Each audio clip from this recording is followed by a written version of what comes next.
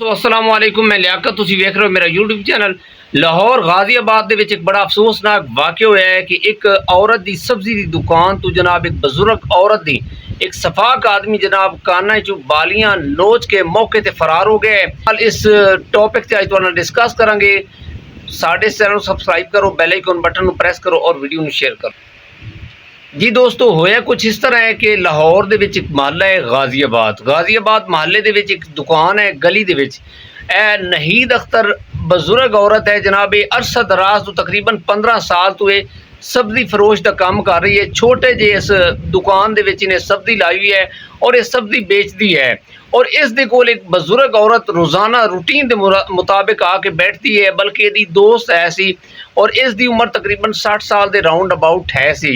ये बजुर्ग औरत अपना टाइम पास करन कारण इस नाहीद अख्तर दे नाल आके गपशप कर दी आई और फिर चली जाती है। दोस्तों, जुमे का टाइम है सी और लोग नमाज करन मस्जिद दे गए हुए सी और गली दे विच लोगों का रश नहीं सी।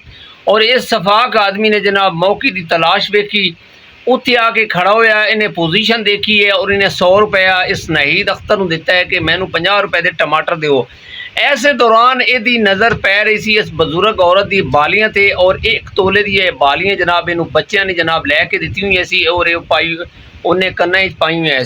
छोटी जी दुकान है, उस दे अंदर जनाब ये नाहीद अख्तर बैठी सी और इहदी जिहड़ी बजुर्ग औरत दोस्त है सी, ये नाल ही बैठी सी जनाब।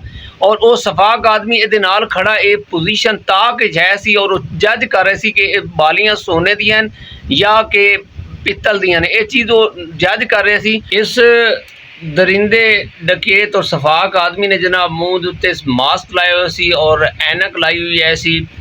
ओवरऑल जिहड़ा इन्हें अपने फेस में ढांपे हुए है सी, पैंट शर्ट दे विच है सी।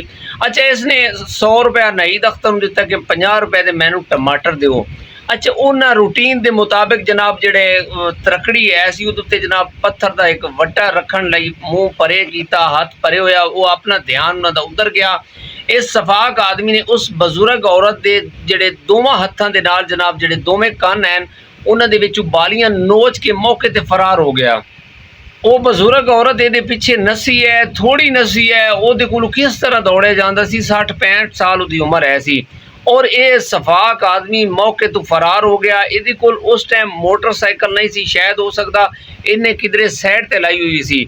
नाहीद अख्तर ने जदों ध्यान मारिया, ना ये बजुर्ग औरत हुई तो ना ये जनाब अपना ये सफाक आदमी जिहड़ा गाहक बन के आया सी, ये भी मौके ते मौजूद नहीं सी।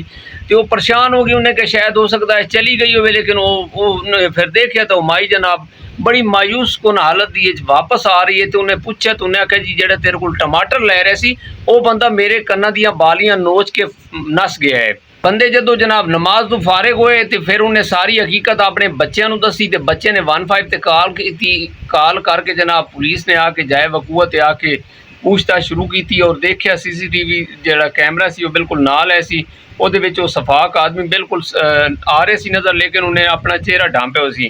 केस चला गया CCTV वाले कोल। दोस्तों, बाद दे विच जो साडे कोल इतलात आईयां ने कि यह जिहड़ा जनाब सफाक आदमी चोर सी जिसने बालियां बजुर्ग औरत दियां नोचियां सी जनाब, ये CCD दे हत्थे चढ़ गए और ये मुकाबले दे विच पार हो गया। और ये कुछ साथी ऐसे जिहड़े वो अपना फरार हैं और CCD जनाब जगह जगह छापे मार रही है। और ये जिहड़े दोस्त है सी जिहड़े नाल इस दे विच इनवॉल्व है सी, क्योंकि सुनने चाह रहे हैं कि एक बंदा साइड ते खड़ा थी मोटरसाइकिल ते, ए सफाक आदमी बजुर्ग औरत दियां बालियां नोच के जनाब फरार होया और उस बंदे दे पिछे मोटरसाइकिल ते बैठ गया है।